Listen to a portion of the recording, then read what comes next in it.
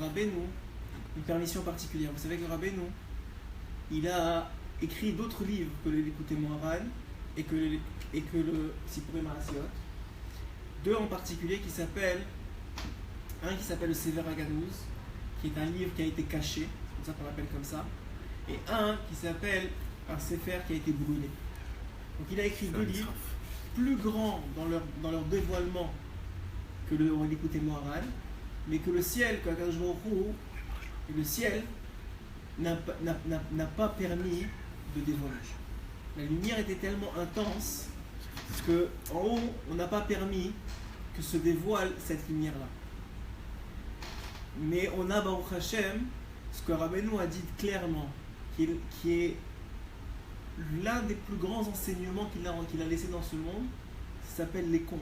Alors vous me direz pourquoi il l'a fait sous forme de contes. Pourquoi il n'a pas fait comme le Likutei Moharan?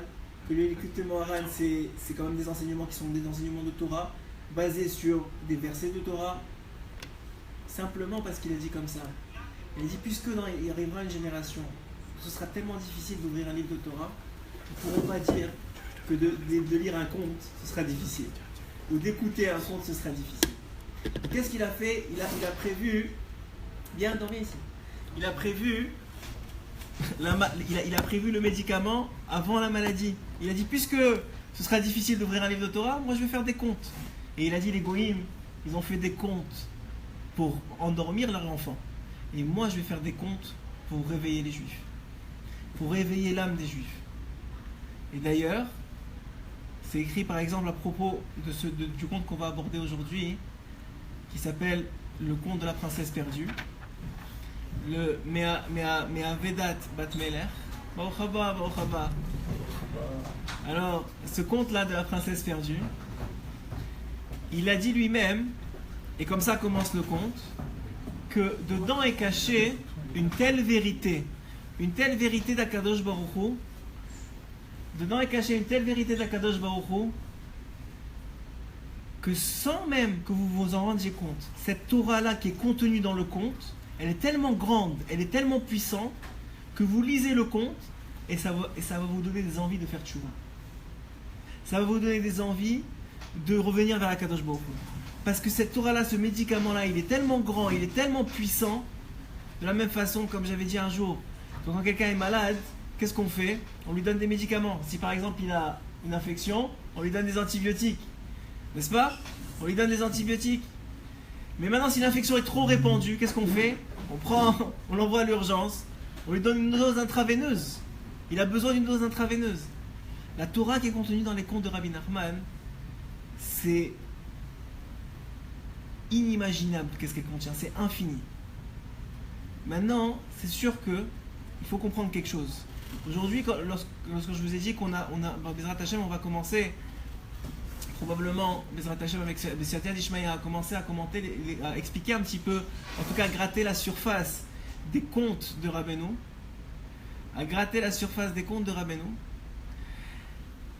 il faut comprendre quelque chose. Déjà avant même de commencer, que ces contes-là, ils ont une profondeur infinie.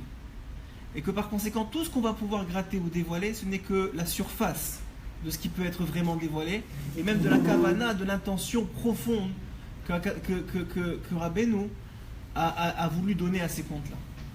Ce qu'on veut, c'est simplement goûter ce miel-là qui est contenu dans ces contes-là. Ce qu'on veut, c'est simplement goûter ce bonheur-là qui est contenu dans ces contes-là.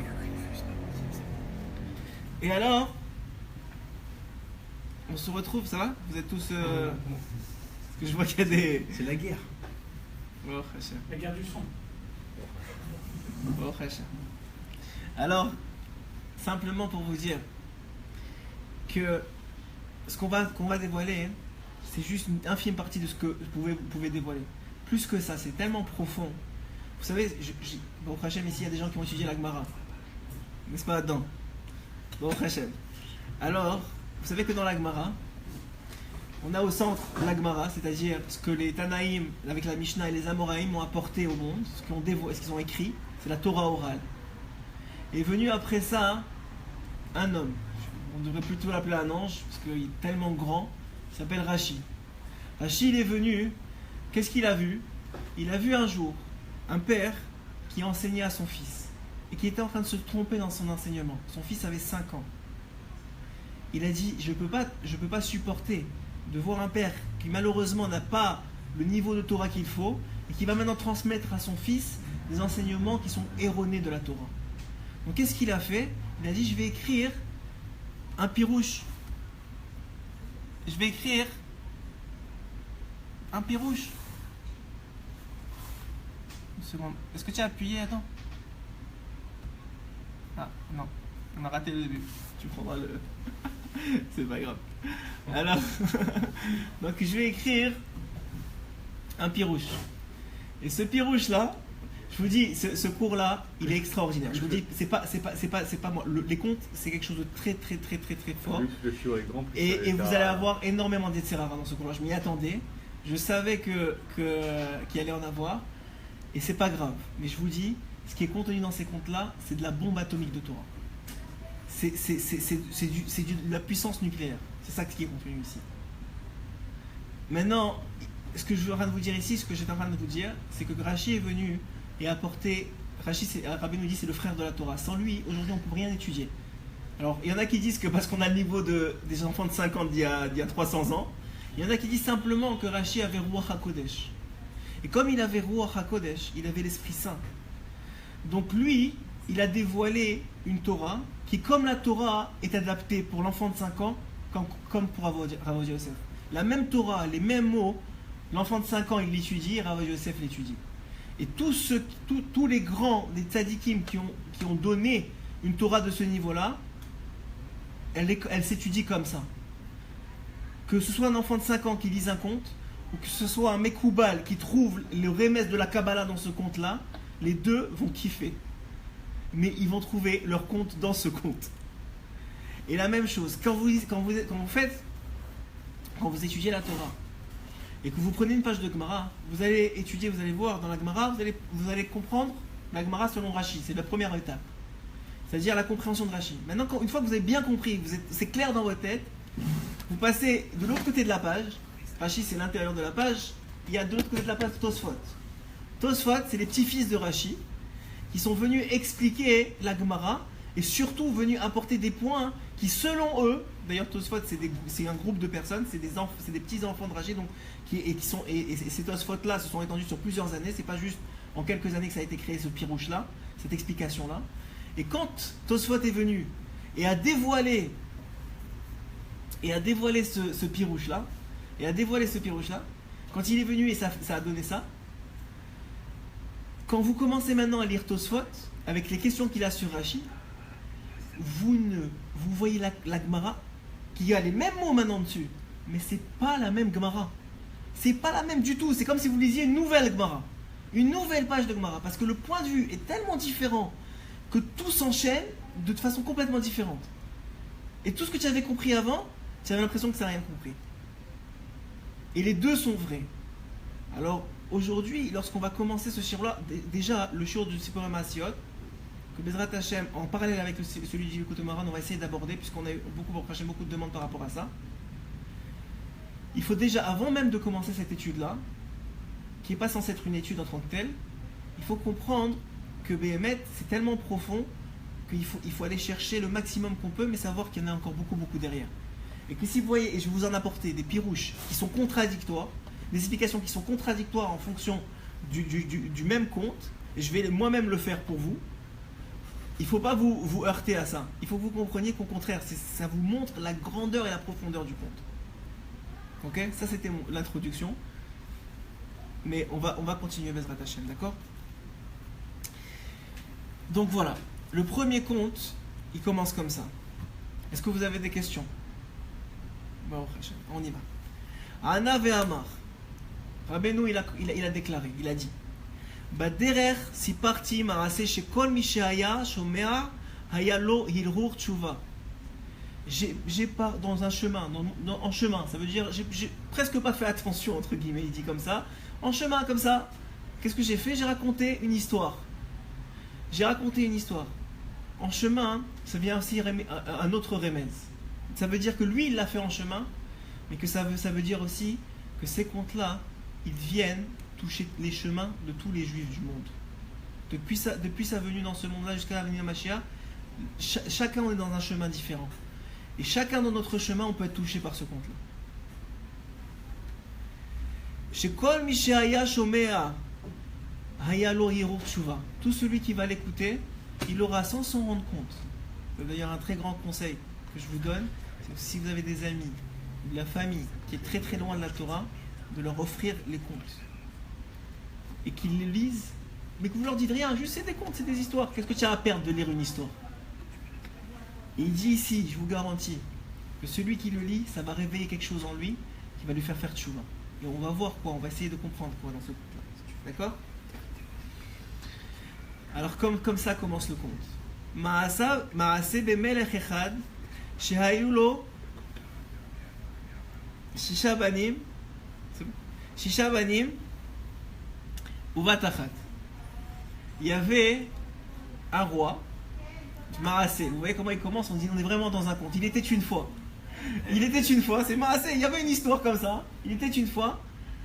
Mais Melech Echad, shehayu lo shisha banim uvat achat. Il y avait un roi qui avait 6 garçons et une fille. Et cette fille-là, elle était extrêmement précieuse à ses yeux. Il éprouvait énormément d'affection pour elle. Et il était souvent, très souvent avec elle. J'avance dans le conte et après ça on va revenir sur ce que j'ai dit. Et vous allez voir, selon différents pirouchim que j'ai eu accès, comment on peut lire ce conte-là différemment. Ok?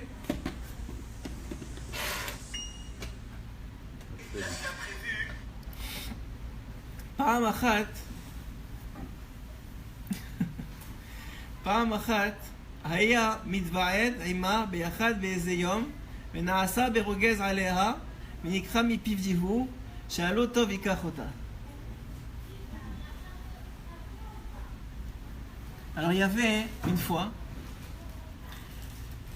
qu'il était avec elle et un certain jour le roi il s'est mis en colère contre elle et une parole fut lancée de sa bouche. Oublie, c'est pas grave. Oublie ça. On est dans le conte. Le but c'est qu'on en tire le maximum. Ok? Alors, hein? C'est bon? Oui, tout oui. Je savais quand en commençant ce conte-là, il y a la vendu ça. Je savais. Baruch Hashem. Alors on y va. Premièrement, Maasé bemelech echad.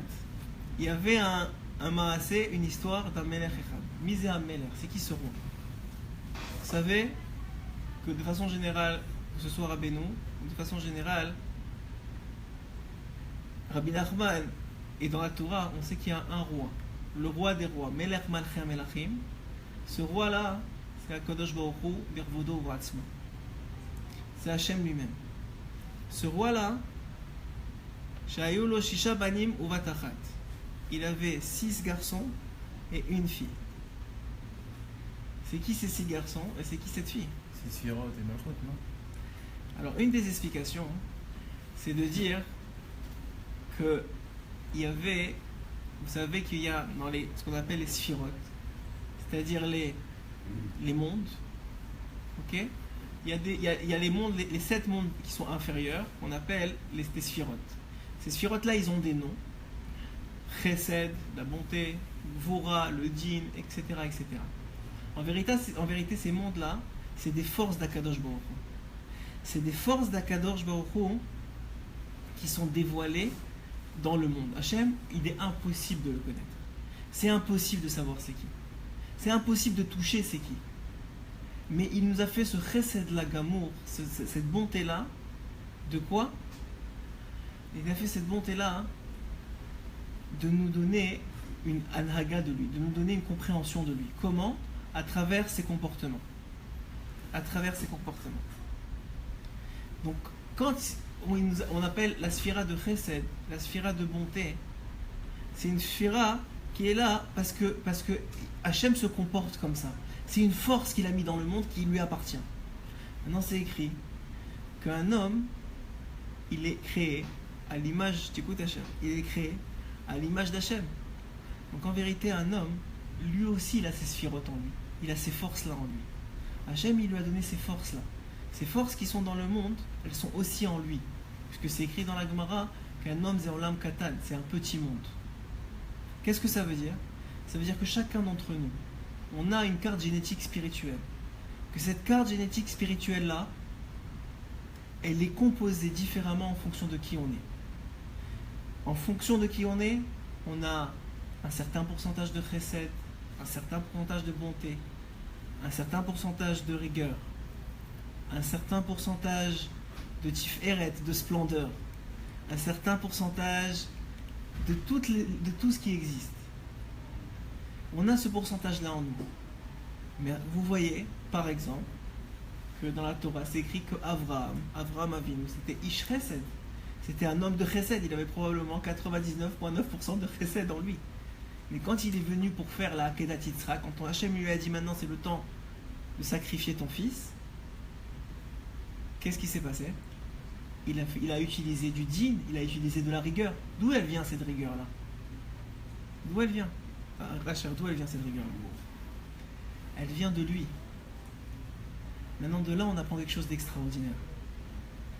On apprend que une épreuve, elle ne vient que pour, je vais doucement, que pour dévoiler une force que tu as en toi, que sans cette épreuve-là, tu n'aurais jamais dévoilé.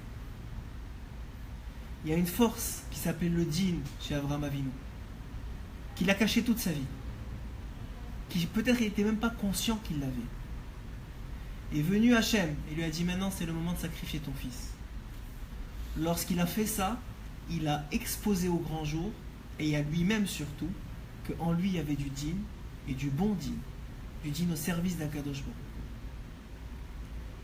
Quand une épreuve elle vous arrive, le vrai secret qui est dévoilé ici, c'est qu'en vérité, c'est vrai, on a dit c'est pour ton bien et tout ce que tu veux, Baruch Hashem, on a fait des cours sur ça. Mais le vrai secret, profond des profondeurs que j'ai atteint jusqu'à aujourd'hui en tout cas, peut-être que demain je vous dirai encore autre chose. Si Akadosh Baruch Hu, il me dévoile encore autre chose. Mais la profondeur des profondeurs, c'est que cette épreuve-là, elle vient pour dévoiler en toi une force, un koach, une qualité spirituelle que jamais tu aurais pu dévoiler. Et tu le vois. Tu le vois que il y a des épreuves, ça fait mal. Quand ça arrive, ça fait mal. Spirituellement, ton cœur, souvent tu vas être blessé, c'est difficile. Si c'est la parnassa, tu es angoissé. Si c'est le shalom bayit, tu peux être blessé, tu peux être affecté. Chacun selon ses épreuves de la vie, on en a tous. Mais quand on reçoit ça, ça fait très très très très mal. Mais vient quelque temps après, la Yeshua, on remonte la pente. Hachem, il nous redonne des forces. Et quand on regarde en arrière, on réalise qu'on n'est plus le même homme qu'on était au moment de l'épreuve. Et on dit, comment j'ai fait pour devenir cet homme-là? Et tu réalises qu'en vérité, le peu que tu vois, et en vérité c'est beaucoup plus que ce que tu vois, mais le peu que tu vois, tu réalises que cet homme-là que tu es devenu aujourd'hui, que maintenant tu as plus de patience, que tu prends les choses de façon plus relative, que tu t'angoisses moins pour des choses plus graves. C'est pour ça qu'on dit que ton Yitzhara il monte avec toi, il a besoin d'être plus fort maintenant. Parce que ce qu'il était hier, c'est fini pour toi. Tu es devenu quelqu'un de plus grand. Pourquoi tu es devenu quelqu'un de plus grand? Parce que cette épreuve-là, elle t'a forcé à te dépasser. Elle t'a forcé à dévoiler une force qui était en toi. Une force qui était en toi, un chélek qui était en toi, que tu n'aurais jamais dévoilé sans ça. Ok? Et là, il y a le roi des rois. Maaseh Melech HaMelachim, qui a fait ces forces-là, qui a mis ces forces-là dans ce monde.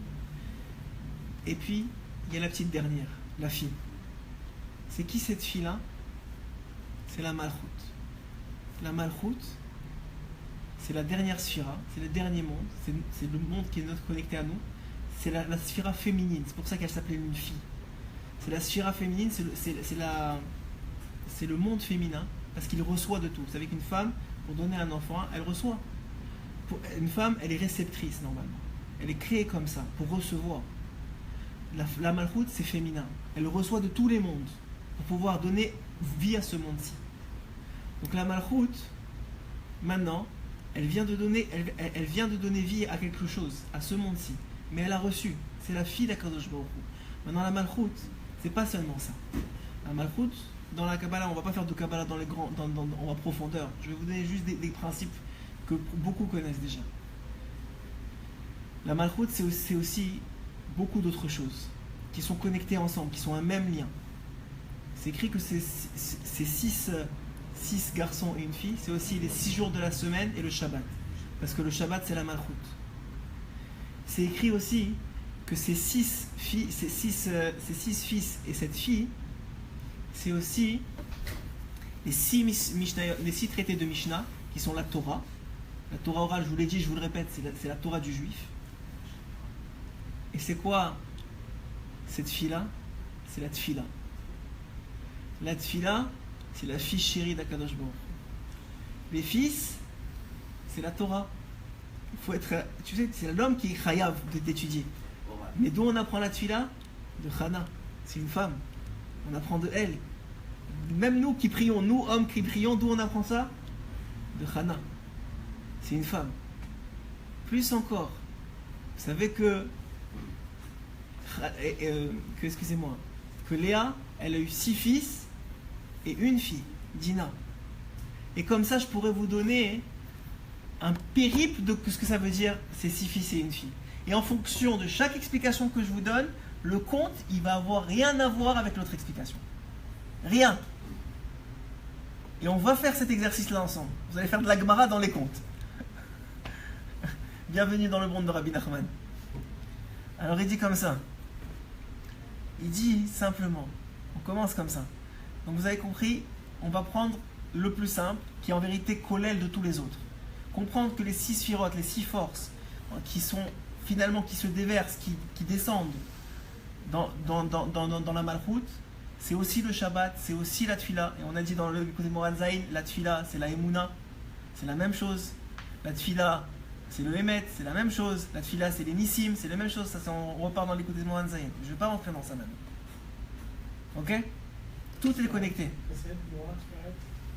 Od, Netzach, Yesod. Netzach, Od et Yesod. Il y a une truc comme ça. Je ne veux pas que vous rentriez trop dans les détails pour l'instant. On va revenir dessus. Probablement qu'on va refaire le début de ce conte-là plusieurs fois. Mais je veux que vous compreniez d'abord le principe. Il faut que vous ayez une vue d'ensemble de ce que c'est quoi ce conte. Et après ça, on rentrera plus encore dedans. Comme vous faites de la Gemara, d'abord il faut que vous ayez une vue d'ensemble de ce que la Torah vous dit, la Torah orale vous dit, ce que les Tanaïm et les Amoraïm vous disent. Et après ça, une fois que tu as une vue d'ensemble, tu peux commencer à rentrer dedans et essayer de comprendre pourquoi il a dit ça, comment il a dit ça, pourquoi il a ajouté ce mot-là, etc., etc. Mais d'abord, il faut avoir une vue d'ensemble de ce que c'est. Ça, c'est dans toute approche dans la Torah. Et même, j'imagine, dans le monde entier, et même dans le business, etc. Tu veux d'abord avoir un plan de match. Et après ça, ok, on fait ça comme ça, on fait ça comme ça, on fait ça comme ça, dans les détails. Mais d'abord, il faut que tu aies une vision. Il faut que tu te voies. Il faut que tu voies qu'est-ce que tu veux atteindre. C'est vraiment tout. Donc ici, vous voyez d'abord que Rabbeinu il dit qu'il avait énormément d'affection pour elle. Plus que pour tous les autres fils. Il avait quelque chose de spécial. Hachem, il aime le Shabbat plus que tous les autres jours de la semaine. Hachem, il aime la Tfila plus que la Torah. Et ça, c'est un chidouche que Rabbeinu dit. C'est un chidouche que Rabbeinu dit ici. Et on va rentrer dedans bien comme il faut, Bezrat Hachem. Je vous le donne comme ça, comme une bombe. Vous la prenez, pour l'instant, vous la gardez de côté. On va voir comment c'est vrai. Hachem, il aime la Malchut, il aime ce monde-ci. Tous les autres mondes, ils ne sont là que pour déverser son flux à lui dans ce monde-ci. Ce monde, c'est le Ikar de tous les autres mondes. Tout ce qu'il a créé, vous savez ce qu'on appelle Shvirat HaKelim. Shvirat HaKelim, c'est quoi? C'est que Hachem, il a voulu créer ce monde. Il a voulu créer ce monde. Mais non, pourquoi, comment, on a fait d'autres théories, mais on reviendra probablement dessus. Mais il a voulu créer ce monde. Pour créer ce monde, il fallait qu'il se voile. Ce qu'on appelle le Tzimtzum. Il s'est voilé pour qu'on puisse exister. Maintenant, quand il s'est voilé à Kadosh Baruch Hu, quand il s'est voilé, il y a quelque chose de spécial qui est arrivé. C'est que maintenant, il faut qu'il se voile, mais en même temps, il faut qu'il soit présent parce que c'est lui qui donne la vitalité à tout ce qui existe. N'est-ce pas? Vous suivez, hein? Si vous ne me suivez pas, vous me dites. Parce que si vous ne suivez pas non plus sur Internet, il ne suit pas. Il faut que ça rentre. C'est tellement profond que des fois, pour l'amener là où il faut le répéter. C'est pas grave. Donc on a dit que Hachem, il a voulu créer ce monde. Donc qu'est-ce qu'il a fait? Il a envoyé une partie de lui, de l'énergie. On va appeler ça de l'énergie, même si on ne peut pas définir qui est Hachem. On va appeler ça de l'énergie. Maintenant, l'énergie était tellement grande que même avec l'énergie, même cachée, c'était trop pour nous.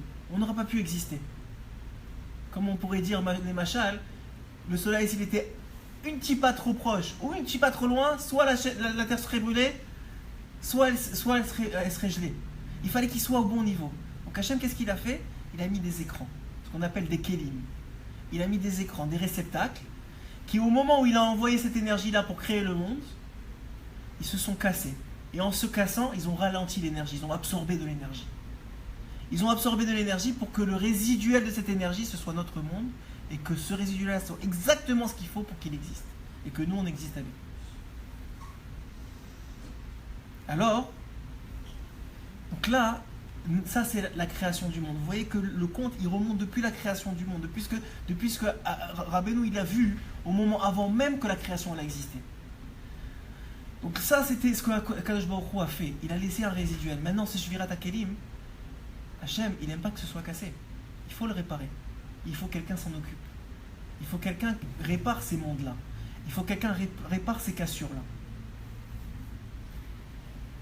Et ce quelqu'un, on va voir que dans ce conte, il dévoile c'est qui. On continue.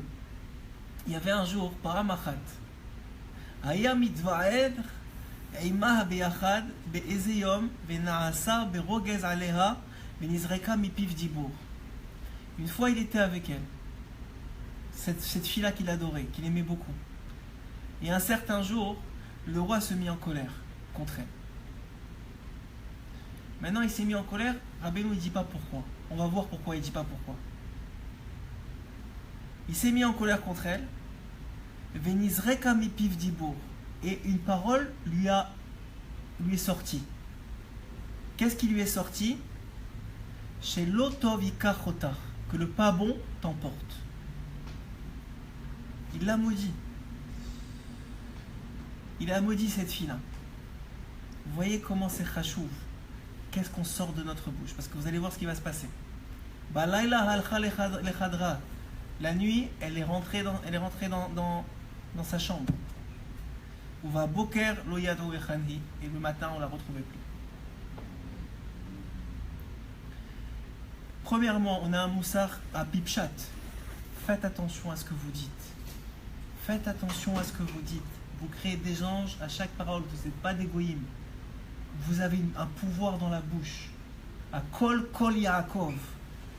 La bouche, elle donne un pouvoir particulier. Elle donne une force particulière. À Kol Yaakov. Donc ça veut dire simplement qu'il faut comprendre que Béhémet, vous avez un pouvoir extraordinaire dans votre bouche et il faut l'utiliser qu'avec des bonnes choses. Et surtout avec les proches. Où ça peut très vite, la langue peut lâcher. Avec vos enfants, avec votre femme, ça peut très vite lâcher. Et après ça, vous vous retrouvez avec des problèmes et vous dites mais pourquoi ça m'arrive? Mais ces problèmes-là, c'est toi qui les as sortis de ta bouche. Fais attention à ce que tu dis. Habitue-toi à sortir que du positif. Habitue tes enfants à sortir de leur bouche que du positif. Même si c'est vrai, il faut faire très attention à ce que tu dis, que du positif. Parce que ce que tu crées, c'est une réalité qui était potentielle. Que maintenant, quand tu as sorti dans ta bouche, tu l'as par ta force que tu es juif et que ta bouche elle crée. Tu viens de créer une réalité dans ce monde. Ça, c'est déjà à petit pchat. Qu'est-ce qui est écrit ici? Maintenant, à pisod, un peu plus, on va chercher un peu plus. Ici, premièrement, on n'a pas la raison pour laquelle il s'est énervé. Un des pirouches, un des commentaires, va selon le sens que c'est volontaire évidemment de la part de Rabbeinu de ne pas avoir dévoilé pourquoi il s'est énervé, simplement parce que ça ne nous intéresse pas. Ça ne nous intéresse pas pourquoi il s'est énervé. Pourquoi ça ne nous intéresse pas? Parce qu'en vérité, ce pirouche-là, il explique que Hachem, il a fait exprès de s'énerver pour avoir une raison de l'envoyer dans le pas bon. Il a fait exprès de s'énerver pour l'envoyer dans le pas bon. Une autre explication, c'est que Béhémet, si vous prenez maintenant que cette fille-là, c'est la fille-là, il a fait en sorte que cette fila-là, elle soit, entre guillemets, écartée de la Torah. Et vous le voyez aujourd'hui. Aujourd'hui, dans les mondes religieux, et à Rabbeinu c'était encore pire. Encore aujourd'hui, avec la Chassidoute, on approche du Mashiach. Qu'est-ce qu'on a dit? C'est quoi la clé du Mashiach? La tfila. C'est la tfila. La tfila, elle est en galoute. Qu'est-ce qu'il dit Rabbeinu? La tfila, elle est en galoute. Elle est en exil. Mais la Torah, elle n'est pas en exil. La Torah, elle est vivante et kayama. La Torah, tout le monde sait qu'il faut étudier. Tout le monde sait qu'il faut étudier. Et même le Yetzirara, il sait. Prenez sur vous de faire 1 heure d'Itbo des doutes et prenez sur vous de faire 1 heure de Torah. Vous allez voir qu'est-ce que vous allez faire en premier. Et que vous allez voir qu'est-ce qui va tenir. Qu'est-ce qui va être plus difficile de faire et qu'est-ce qui va me dire. Ras v'shalom que je dénigre la Torah. C'est pas ça que je suis en train de dire. Ce que je suis en train de dire, c'est qu'Hachem, il a fait volontairement que la tfila soit dénigrée ici plus que la Torah. C'est quand même des fils. Les 6 traités de Mishnah, c'est quand même des fils. Mais la tfila, c'est ce qui est de plus chachouv. Mais Hachem, il a fait volontairement, et on va voir pourquoi, il l'a envoyé dans le pas bon. Il l'a envoyé dans le dénigrement. Comme c'est écrit dans la Gemara Mefourash, il y a quelque chose d'extrêmement précieux aux yeux d'Akadosh Baruch Hu qui est dénigré des hommes. C'est quoi? C'est la tfila. C'est la prière. Rabbeinu il dit, le plus haut niveau de tfila que tu peux atteindre, c'est la Hitbo des doutes. C'est le 50e palier du niveau de tfila. C'est le 50e palier, c'est la Hitbo des doutes. Ça veut dire il a dévoilé le plus haut niveau que tu peux parler avec Akadosh Baruch Hu, c'est la Hitbo des doutes. Le plus haut niveau de tfila, c'est la Hitbo des doutes. C'est pour ça que c'est là où il y a le plus grand Yetzirara. Sachez, c'est comme ça que ça marche. Je vous ai dit, je savais ce soir qu'on commençait, il y allait avoir du Yetzirara. Bon, et Baruch Hashem, ça prouve qu'on est en train de dévoiler quelque chose de grand. Et je vous dis maintenant, ça c'est au niveau de pourquoi il s'est énervé. Et il y a une raison pour ça. Mais la raison, elle n'est pas donnée tout de suite en tout cas. Maintenant, ensuite de ça, il a sorti quelque chose de sa bouche que le pas bon t'emporte. C'est quoi ce pas bon là? C'est quoi ce pas bon là que le pas bon t'emporte? C'est quoi ça?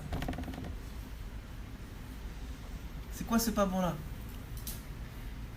Un des pshat. Ah, je vous ai pas dit. Ah, j'ai pas dit le plus important. Mechila. Ah, c'est pour ça que je comprenais pas. J'ai pas dit le plus important. La malchoute. La malchoute, c'est aussi une autre chose. La malchoute.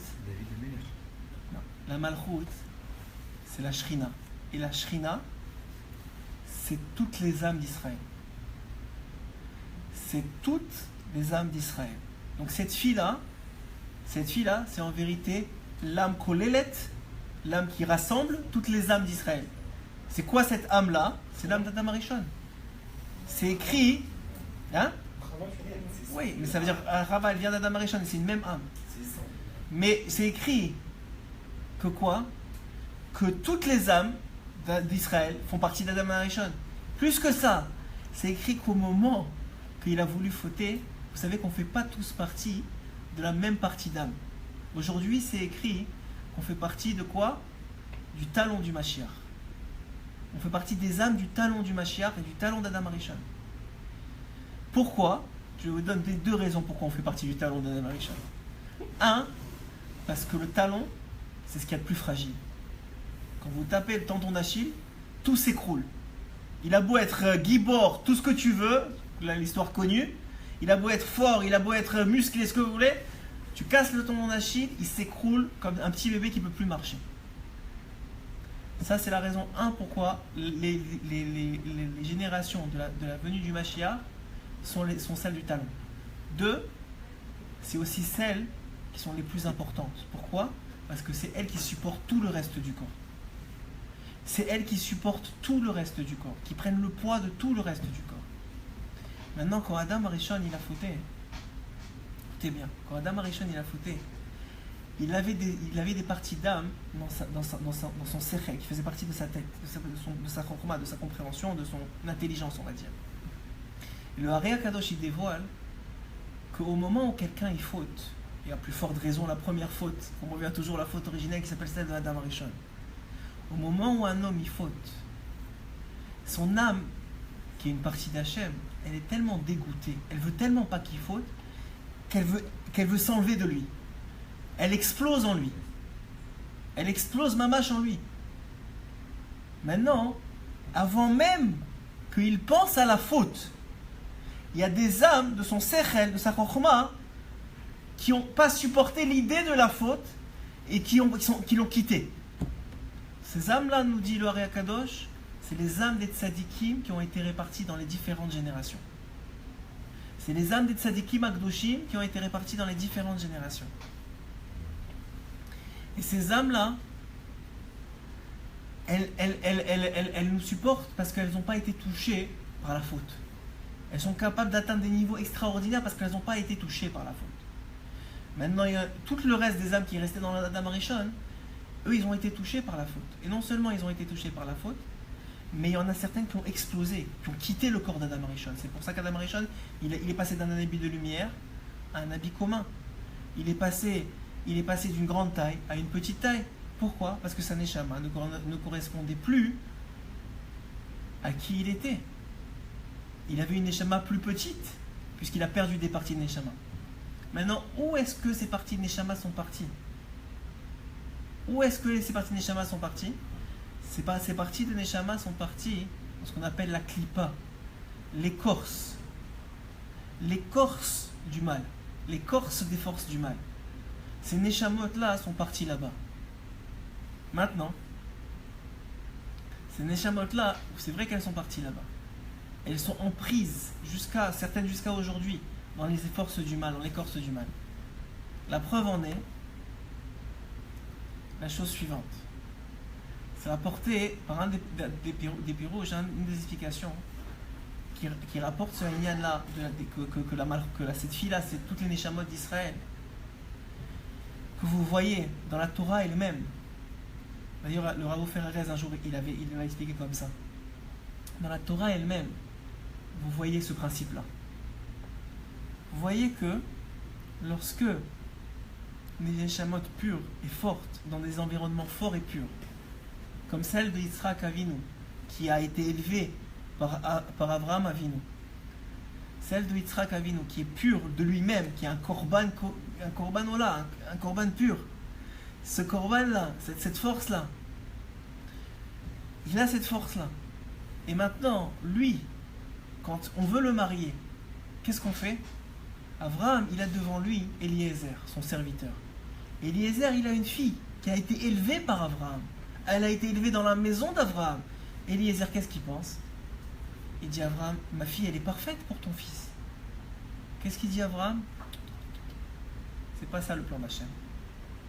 Va me chercher une fille de Canaan. Qui a Canaan à l'époque? Lavan. Le pire des pires. C'est écrit dans la Gada que Lavan, il voulait détruire tout, il voulait déraciner tout. Plus que Paro. Paro, il a fait juste les mâles, lui, il voulait tout déraciner tout le monde, ses propres filles. Sa propre descendance, il voulait la déraciner, tellement il haïssait Yaakov. Qu'est-ce qu'il a dit à Abraham? La neshama de Yitzhak, elle doit aller chercher la neshama qui est dans la klipa là-bas. C'est qui cette neshama-là? C'est Rivka. Rivka, c'est une rose parmi les ronces. Il faut aller la chercher.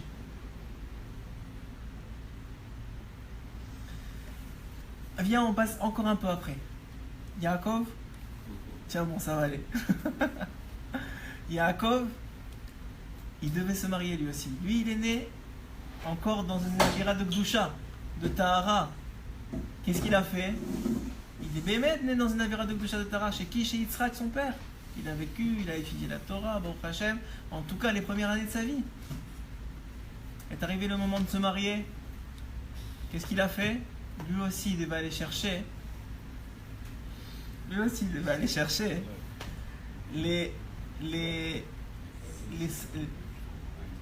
Quoi?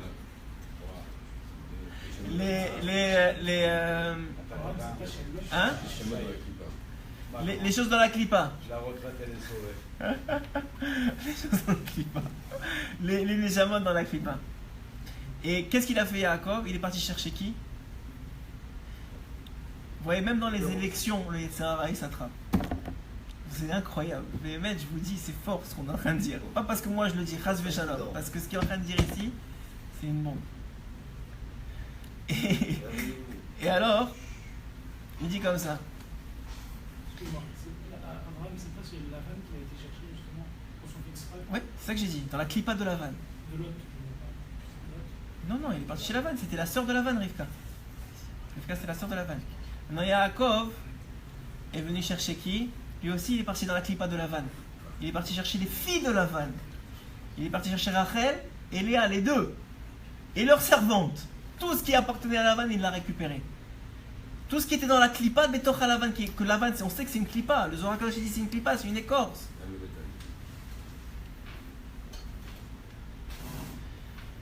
C'est une écorce. Cette clipa-là, c'est une écorce. Je m'excuse parce qu'on est en même temps sur le live et Rouven il s'éclate à je sais pas quoi. Mais c'est très disturbing. Ok. Alors il dit comme ça. Prends ta revanche. Alors il dit comme ça.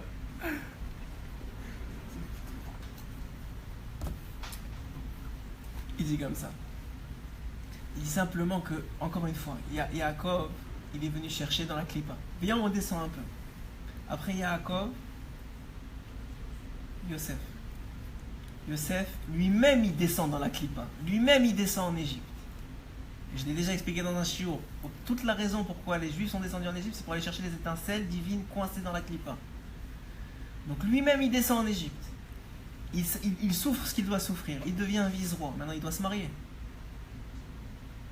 Maintenant, lui, il est sorti de cette clipa-là. Il est devenu le vice-roi de cette clipa-là, de cette écorce-là. Il doit se marier. Il doit, parce qu'il en est sorti, lui, aller chercher une autre Neshama qui doit aller aider, qui doit aller sortir de là. C'est vrai? Qui va chercher? La fille de Dina. Dina, elle s'est fait... Shrem l'a pris de force. Et au moment de cette union-là, qui a été faite de force, sort un enfant. Hachem, il choisit de sortir un enfant. Et pas n'importe laquelle. Une fille qui va donner 2 tribus d'Israël. Ephraïm et Ménaché. Et qui va se marier avec qui? Avec Yosef Hatzadik. L'union, qui sort d'une union... j'ai pas envie de dire le mot parce qu'il est trop violent, mais ça veut dire, vous avez compris, elle s'est fait forcer. Elle s'est fait prise de force. Et de là sort la femme de Yosef Hatzadik. Bien, on descend encore. Est venu les Juifs eux-mêmes. Tous les 12 tribus sont descendus. Et ces 12 tribus-là, ces 70 âmes qui sont descendues en Égypte, les 600 000 âmes juives vont sortir. Les 600 000 lettres de la Torah vont sortir. Et encore une fois, où est-ce que ça descend? En Égypte. En esclavage. Pourquoi? Pour aller chercher cette fille-là qui est tombée dans le pas bon. Viens, on continue. Il y a une femme qui s'appelle Ruth. Ruth à Movavia. Elle est dans la clipa de Moab. Elle est dans l'écorce de Moab. Il y a quelqu'un qui va la sortir. Elle va se convertir au judaïsme. Elle va se marier avec Boaz, un juif, un tzaddik. Qui va sortir de elle? David Amelech. Le roi le plus grand qu'on a jamais eu dans Am Israël. Qui va sortir de David Amelech? Mashiach Tzidkenu. Le Mashiach lui-même. Et d'où lui Mashiach il vient? Comme tu as dit, il vient d'un côté de David Amelech. Mais d'où vient Moab? De Lot. Qui a fait quoi? Un inceste avec sa fille. Il a eu Moab. Donc Moab vient d'un inceste. Donc du Pétor à Klipa, dans la Klipa profonde des mauvaises mœurs, Hachem il va sortir la rose du Mashiach. Dans le pas bon, il va sortir la fille. Vous réalisez ce qui est écrit ici? Vous réalisez ce qui est écrit ici? Hacher, je veux que tu réalises ce qui est écrit ici. Mais maître, quand j'ai réfléchi, j'ai pensé à toi. Je veux que tu réalises ce qui est écrit ici. Et j'ai pas dit, est-ce qu'un chéri vient, il vient pas ce soir? Je vous l'ai dit ou pas? Alors voilà. Écoutez, on continue. C'est très profond. Les questions, si vous en avez, on en parlera. Mais je veux continuer sur le Mahalar. Là, on est dans le Torah Klipa. Donc vous avez compris que selon cette explication-là, qui n'est ni celle de la Tfila, même si tout est connecté, mais selon l'explication que cette fille-là, c'est les Neshamot d'Israël, on se retrouve que maintenant, Hachem, il l'a envoyé dans le pas bon. C'est quoi ce pas bon-là? Selon cette explication-là, c'est son monte-ci. Il l'a envoyé ici. Ça, c'est le pas bon. Ici, on est dans le pas bon. On est dans le pas bon et il faut sortir le bon. Il faut sortir ces neshamot qui sont encore dans la clipa. Et pourquoi il y en a qui ont la force de sortir les autres? Parce que eux-mêmes ils sont sortis, n'est-ce pas? Parce que eux-mêmes ils ont fait tchouva. Mais c'est qui le premier homme à avoir fait tchouva? Abraham. Non. Adam Arishon, bravo Abraham. Adam Arishon, il a fait tchouva. Après qu'il a fauté 900 et quelques années, 30 ans, puisqu'il a donné 70 ans à David Ameler, encore une fois on fait la boucle. Qu'est-ce qu'il fait? Il fait tchouva. Mais quand il fait tchouva, il a des âmes en lui. Oui ou non? Il a des âmes en lui. Ces âmes-là, elles ont fait tchouva avec lui. Donc maintenant, quand elles reviennent, elles ont la force de la tchouva. Et qu'avec cette force-là, qu'est-ce qu'elles font? Elles ramènent ceux qui sont pris dans la clipa. Donc maintenant, le fait qu'il ait fait Adam Arishon, c'est vrai qu'il y en a des âmes qui l'ont quitté, qui ont été pris dans les forces du mal. Mais on a deux points forts. Un, les âmes qui ont quitté Adam Arishon avant la faute, c'est les tzadikim. Deux, celles qui ont quitté pendant la faute, elles sont parties. Le but, c'est d'aller les chercher. Mais deux, les âmes qui sont quand même restées malgré la faute et qui ont fait tchouva avec Adam Arishon. Ok? Continue. Maintenant, c'est écrit que Balayla halha lechadra. La nuit, elle est partie. Ok? La nuit, elle est partie lechadra. Et le matin, on la trouvait plus. Pourquoi? Je vous ai dit aussi, et je fais exprès de croiser les explications pour que vous compreniez la profondeur, mais surtout que Bezrat Hashem, on ait le goût de ce qui est caché ici. On a dit aussi que cette fille-là, puisque c'est la tfila, c'est la Emouna. C'est écrit, quand est-ce qu'il faut avoir de la Emouna? Bah laïla, la nuit. Le schéma de la nuit, qu'est-ce qu'on dit? Emet ve Emouna. Qu'est-ce qu'on dit le matin? Emet ve yativ. Qu'est-ce que ça veut dire? La nuit, on doit avoir de la Emouna. La nuit, tu dois avoir de la Emouna. La nuit, c'est la nuit physique, mais c'est la nuit de votre derrière à chacun. C'est la nuit de votre chemin à chacun. Chacun, on a des moments de nuit, on a des moments d'obscurité, on a des moments de difficulté, on a des moments où c'est dur. Physiquement, spirituellement, jamais on va créer un mot, parnassatiquement. Hein? C'est pas à ce moment-là, justement, la Emouna, elle arrive. Exactement, exactement. Alors il dit ici, elle est partie, la nuit elle était là. La nuit elle est partie. Quand le jour s'est levé, elle était plus là. Qu'est-ce que ça veut dire selon cette explication-là? Quand le jour s'est levé, ça veut dire quand tout va bien. Quand tout va bien, qu'est-ce que tu fais? T'oublies de lever le tête au ciel. T'oublies de prier. T'oublies de l'importance de la prière. T'oublies d'avoir confiance. Ah, tout va bien. Pourquoi je me poserais des questions? Au contraire, c'est quand tout va bien que tu dois te réveiller, que tu dois continuer à prier, que tu dois profiter que tout va bien, pour prendre cette force-là que Hachem te donne et la mettre dans ta tefila, et la faire grandir et avancer. Comme j'avais donné hier dans le shiur un exemple. C'est comme une... Bon, Hachem, en Israël, on a ça beaucoup. Il y a des bicyclettes avec des moteurs. Quand le moteur il passe, si tu pédales encore plus, tu vas évidemment, si tu embranches le moteur et tu pédales, qu'est-ce que tu fais? Tu vas avancer des kilomètres et des kilomètres, beaucoup plus vite que si tu n'as pas de moteur. Tu vas engranger de l'information, tu vas engranger du grandissement, c'est vrai? Mais quand tu n'as pas de moteur, que le moteur, tu as encore une demi-heure à faire de route et tu n'as plus de batterie, et que tu dois faire juste à la force de tes jambes, c'est vrai que c'est dur, c'est vrai que ça fait mal, c'est vrai que tu n'avances pas beaucoup. Mais qui sort grandi de ça? Celui qui pédale. Celui qui pédale après ça, il va avoir les mollets comme ça. Il va grandir. Il va être plus fort. Donc en vérité, le jour et la nuit, c'est deux travails différents. Quand ça va bien, quand t'es bessimra, quand tout est bon, qu'est-ce qui se passe? Engrange les kilomètres. Parce que maintenant, Hachem il t'a donné le moteur. Engrange les kilomètres. Et quand ça va mal, quand c'est difficile, quand c'est compliqué, bats-toi, parce que maintenant qui tu construis c'est toi-même. Et ce toi-même là, lorsque ça ira mieux, tu vas pouvoir engranger les kilomètres. Cette construction-là spirituelle, elle est nécessaire. Je vous ai dit, l'épreuve, elle ne vient que pour te construire et te révéler. C'est facile à dire, c'est difficile à faire. C'est très difficile à faire. Par rapport à ça, si on a un chemin, plus on a engrangé, et moins on a de kilomètres à faire à la fin. Bien sûr. Si on a un chemin à faire, à parcourir, plus on a engrangé quand ça allait bien, moins on aura d'efforts à fournir à la fin, on aura accompli ce qu'on aura accompli, évidemment. On est tous sur un chemin. On est tous sur un chemin. Et notre... On n'est pas encore rentré dans ça, je ne vais pas le dire. On avance. Ok? Ça va? Très bien. Là, on continue.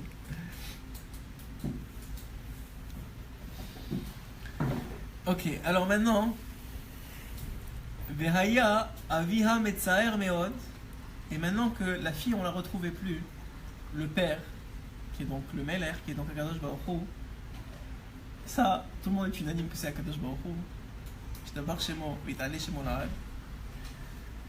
Ce père-là, il était extrêmement triste. Il était extrêmement triste. Mais alar levaksha, ane va ana. Et il alla la chercher partout. Maintenant, vous me direz, si c'est lui-même, comme je vous ai dit, Akadosh Baruch Hu, qui a fait exprès de l'envoyer, pourquoi est-ce qu'il est triste? Et pourquoi sûrement il va la chercher, puisque c'est lui-même qui l'a envoyé dans le pas bon. Il sait très bien où elle est. Pourquoi est-ce qu'elle est triste? Pourquoi est-ce qu'elle est triste? Parce qu'elle lui manque. Même s'il il fallait que ce soit comme ça, elle lui manque énormément. Nos Neshamot, elle manque énormément à Hachem.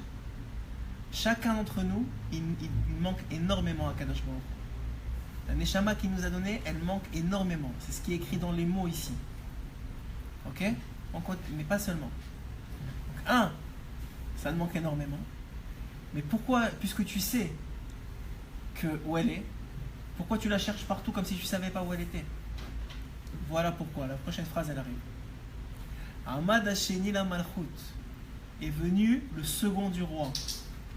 Mechamat Shera'a She'amelech Mitztaer Meod. Il a vu que le roi, il était extrêmement triste. Uvikesh Shitnu lo. Il s'est décidé de se proposer à aller chercher la fille. Il a dit, puisque vous êtes tellement triste, ô roi que j'aime, je veux pour vous aller me sacrifier, aller chercher votre fille. Je vais sacrifier ma vie pour chercher votre fille. Uvikesh Shitnu lo. Et après ça, il a demandé des choses qu'il avait besoin pour faire ce travail-là. Maintenant, pourquoi je vous dis cette phrase-là, je m'arrête là pour l'instant, c'est que la raison pour laquelle Akadosh Baruch Hu, il l'a cherché partout, c'est pour qu'il incite chez le second du roi la volonté d'aller la chercher. Il voulait que le second du roi, il aille la chercher. Ok? Il voulait ça. Donc maintenant, qu'est-ce qu'il a fait? Il était triste, ce qui était sincère, mais en plus de ça, il a fait semblant qu'il ne savait pas où elle était. Pour que le second du roi, il voit ça, il ait de la peine pour Akadosh Baruch Hu, et ils disent, moi je vais aller la chercher. Mais quand il a eu cette volonté-là, il aurait pu, vous voyez, que le roi, il n'a rien demandé au Sheni HaMelech. Il n'a rien demandé au second du roi. C'est le second du roi qui s'est proposé. Et c'était la volonté d'Akadosh Baruch Hu que ce soit comme ça. Pourquoi? Parce que si il lui avait demandé, va chercher ma fille, il n'aurait pas eu un si grand mérite. Il a un beaucoup plus grand mérite d'avoir volontairement voulu faire plaisir au roi. Ça, c'est une première chose. Mais deuxièmement, surtout, c'est que s'il lui avait demandé, il lui aurait enlevé la Bechira, le libre arbitre. Il aurait dit, bon, je fais la volonté du roi et c'est tout. Mais ce qu'il voulait, c'est pas qu'il fasse la volonté du roi, c'est qu'il fasse sa propre volonté à lui. Maintenant, écoutez bien, c'est qui ce second du roi? C'est qui ce Sheni HaMelech? Sheni HaMelech, selon une première explication, Sheni la Malchut. Les tzadikim, non? Hein? Pas les tzadikim? C'est Rosh Béné Israël. La tête des Béné Israël. C'est évidemment les tzadikim. Et en premier lieu, qui on appelle Rosh Béné Israël, Moshe Rabbeinu. Moshe Rabbeinu, et je vous ai dit que Moshe Rabbeinu, je ne vais pas le répéter, mais je vous le répète quand même, Moshe Rabbeinu, et le Ari Akadosh, et le Baal Shem Tov, et Rabbeinu Akadosh, ils sont tous la même âme. Sheni HaMelech, c'est les tzadikim ha'emitim. Les tzadikim d'une darga, sans vouloir être quoi que ce soit. C'est quelque chose de spécial. Le Sheni Ameler, c'est aussi chacun d'entre nous. Chacun d'entre nous, on est Sheni Ameler. Parce que chacun d'entre nous, on est ici, même si ça paraît très dur quand ça va mal, on est ici parce qu'on l'a choisi. Parce qu'on a voulu aller chercher la fille du roi pour faire plaisir à Kadosh Baruch Hu, ça nous a fait mal de le voir triste. Chaque juif ici, il est là pour ça. Pour aller chercher la fille du roi. Maintenant, ce Sheni Ameler, il a demandé des choses. Le roi, il lui a dit, qu'est-ce que tu veux? Tout ce que tu veux, je te donne pour que tu puisses réussir ta mission. Qu'est-ce qu'il lui a dit? Il lui a dit, roi, il lui a demandé quoi? Mesharet, un serviteur, Vessus, un cheval, Omeot al hotsaot, Ve'alach levaksha, et de l'argent, et il est parti à sa recherche. Maintenant, c'est qui le cheval? C'est qui le serviteur? Et c'est quoi l'argent? On va être très simple pour l'argent. L'argent, c'est la parnassa de l'homme. Ok? Ça, c'est très clair. Un homme, il a besoin de parnassa pour vivre. Malheureusement, dans ce monde, c'est ça que ça vaut. Donc Hachem, il va lui donner la parnassa s'il fait le travail qu'il veut, c'est-à-dire le travail pour lequel il est dans ce monde, qui est de rechercher le Sheni Ameler.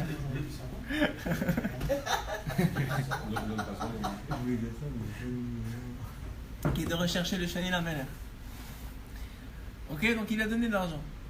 S'il fait le travail qu'il veut, et l'argent qu'il a besoin pour faire le travail. Pas plus, pas moins. Ensuite de ça, il a demandé un cheval. C'est quoi le cheval? C'est quoi le cheval? C'est quoi le cheval? C'est notre corps. Notre corps, c'est notre cheval. Comme c'est écrit dans les Tehillim, David Amelach dit, ne soyez pas comme des chevaux qui partent après leurs tentations et leurs pulsions. Soyez les cavaliers de vos chevaux. Soyez les cavaliers de vos chevaux. Soyez les cavaliers de votre corps. Soyez les maîtres de votre corps.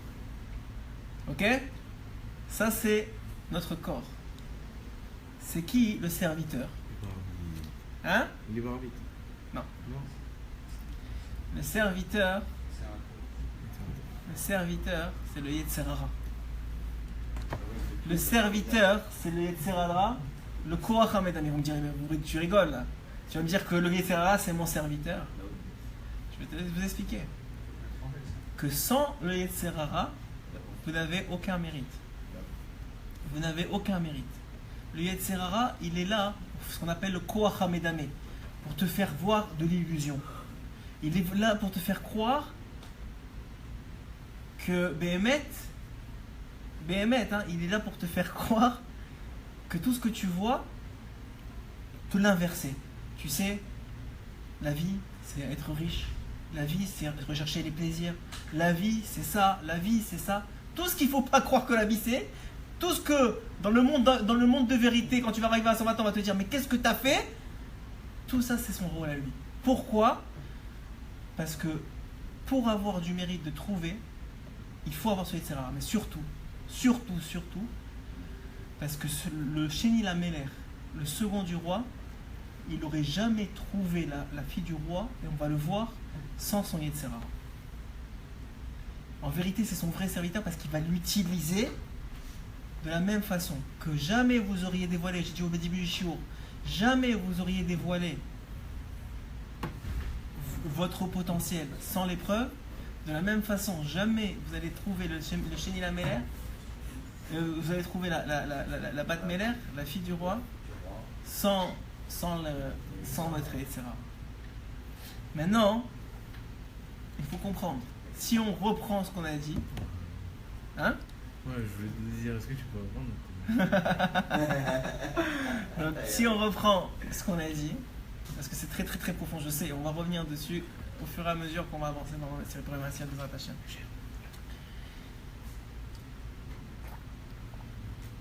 Si on reprend ce qu'on a dit, excusez-moi, si on reprend ce qu'on a dit, on est qui nous? Il y a une question qui se pose, fondamentale, que j'avais dans le cours des jeunes, sur l'appel Rouven, j'avais posé cette question-là. On est qui nous? Est-ce qu'on est? On réalise que Rabbeinu est en train de nous dévoiler quelque chose d'extraordinaire. Il est en train de nous dévoiler que nous, on n'est pas notre cheval, c'est-à-dire on n'est pas notre corps, mais ça on avait compris. Je veux dire, sinon on ne serait pas ici, en tout cas pour ceux qui sont ici, Baruch Hashem, et ceux qui écoutent les shiurim qui essaient de se renforcer, ils ont compris Béhémet. Ils ont compris Béhémet qu'ils ne sont pas leur corps. Parce que s'ils étaient leur corps, ce ne serait pas comme ça, n'est-ce pas? Maintenant, l'extraordinaire chidouche de Rabbeinu, c'est qu'on n'est pas non plus la fille du roi. Qu'est-ce que ça veut dire?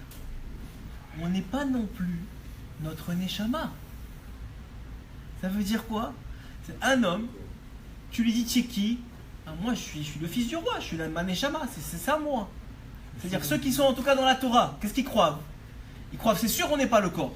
Ceux qui sont malheureusement qui croient qu'ils sont le corps, c'est un autre problème. Mais ils croient au moins qu'ils sont la fille du roi, qu'ils sont notre Neshama. Oui ou non? Il nous dit, le Rav Abergel, il a un pirouche, vous savez, il a un livre extraordinaire de Chassidut. Il explique, il a donné un machal et je vais vous le raconter, ce machal-là, cette parabole-là. Ce machal-là, il est comme ça. Il dit que de la même façon, quand un homme, il veut souffler dans un ballon pour le gonfler, qu'est-ce qu'il fait? Il prend ses lèvres, il le colle au ballon, il souffle à l'intérieur. Qu'est-ce que ça fait? Ça gonfle le ballon. L'air qui est à l'intérieur, d'où il vient? De lui. Il lui appartient à lui. Il dit c'est la même chose avec nous. Nous, on est le ballon. Notre corps, c'est le ballon. Hachem, qu'est-ce qu'il a fait? Et c'est écrit sur Adam Arishon. Il lui a insufflé une âme. Et on le dit tous les matins. Il nous a insufflé une âme. Il a soufflé en nous. Quoi? Une partie de lui. C'est quoi cette partie-là? La fille du roi. La fille. Attends, ne commence pas, c'est compliqué. C'est la fille du roi. Il a insufflé en nous. Donc on a dit, la fille du roi, c'est toutes les Neshamot d'Israël. Mais c'est aussi nous-mêmes. Attends, c'est aussi nous-mêmes. Donc ça veut dire, on doit chercher, pour ceux qui sont sortis, comme Yaakov, il est parti chercher sa femme Rivka, etc. On est parti chercher les autres. Pourquoi? Parce que Arevim les Elazé, on est connectés les uns aux autres. Comme le machin rapporté par le Ben Ishraï que je vais vous rapporter, que vous sûrement vous avez déjà entendu, mais qui est tellement beau.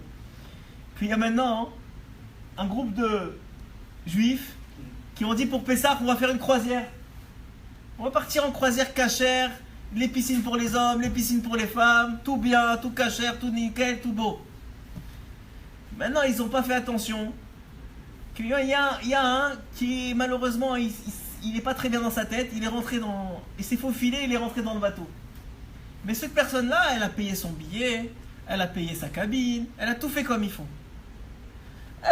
On lui a donné, bon, elle n'a pas payé très cher, on lui a donné le bas-fond là-bas du bateau, ok? Pessah passe, arrive Chol HaMoed. Chol HaMoed, monsieur, il décide, j'en ai marre de ce bateau. Qu'est-ce que je fais? Il a pris dans ses bagages, regardez comment il est intelligent, une tronçonneuse.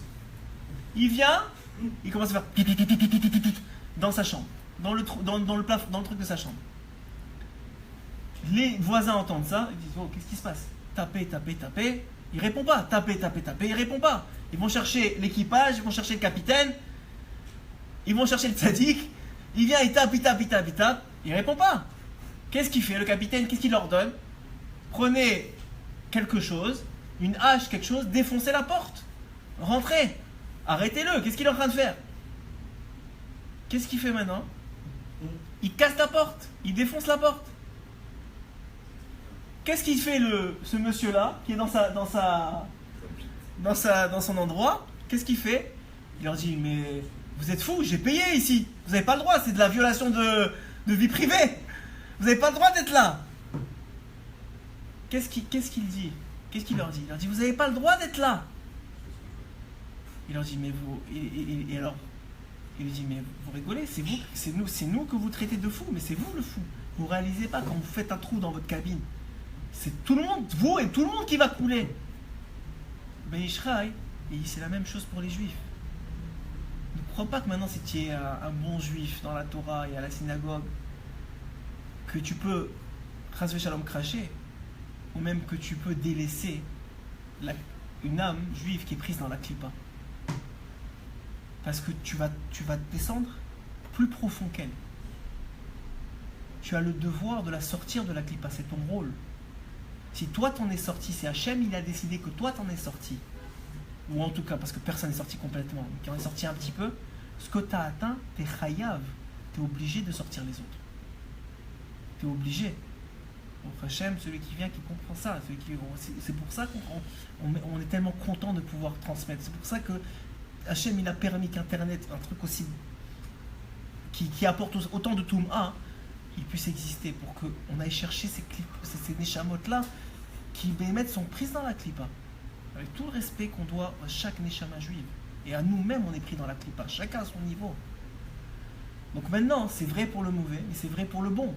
Si maintenant il y en a un qui commence à dire, tu sais quoi, je vais engager un avion et je vais accrocher le bateau à un avion, et le bateau maintenant il monte grâce à ça, c'est lui, mais tout le bateau qui monte avec lui. Toutes les neshamot d'Israël qui montent avec lui. Quand vous faites quelque chose de bien, c'est pas seulement vous qui gagnez. C'est tout Am Israël qui gagne. Tout Am Israël. Pas seulement votre famille, mais tout Am Israël qui gagne. Ça, c'est le principe que quoi? Que Hachem, il a insufflé en nous. Maintenant, je reviens à la question. On n'est ni notre âme, ni notre corps. Mais qui on est? On est le second du roi. C'est qui ce second du roi, Ribono Shel Olam? Pour ça, il faut aller voir le Hari Akadosh. Le Hari Akadosh, il dit comme ça. Il dit, et pour ça, je vais d'abord vous rapporter un machal, pour que vous compreniez. Écoute bien, écoute bien. Je vais vous rapporter un machal. Les enfants du roi, tu as déjà dit les enfants du roi. Les enfants du roi, c'est pas vrai, parce que les enfants du roi, c'est la Neshama. La fille, c'est pour ça que ça s'appelle une fille, ça lui appartient. Une fille, c'est sanguin, c'est une relation sanguine avec elle. C'est indéliable. Le cordon, il ne peut pas être coupé. Vous savez, quand vous êtes parents, que vous êtes parents pour la vie, on va avoir 30 ans, avoir réussi vos enfants, être mieux que vous serez toujours leur père et vous considérez toujours comme vos enfants. Et le pire, c'est-à-dire s'ils se trompent, etc., vous serez toujours leurs parents. Pourquoi? Parce que vous avez un lien sanguin. La même chose, le lien entre Akadosh Baruch Hu et la Neshama. C'est la même chose. Ok? Maintenant.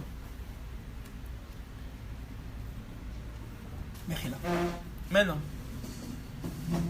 Est venu. Et donc on a dit, je vous donne un machal. Il y a un machal qui est aussi rapporté par le Ben Israël. Il dit comme ça. Il dit, il y avait dans un champ, ou à l'approche d'un champ, il y avait un homme qui était estropié, qui n'avait pas de pieds, qui n'avait pas de jambes, et un homme qui était aveugle. Et l'estropié, il était devant le champ, et il voyait un fruit. Il voyait un fruit qui lui a beaucoup plu. Mais le problème, c'est que ce champ, il ne lui appartenait pas. Et s'il prenait ce fruit, c'était un vol. Donc au début, il s'est retenu.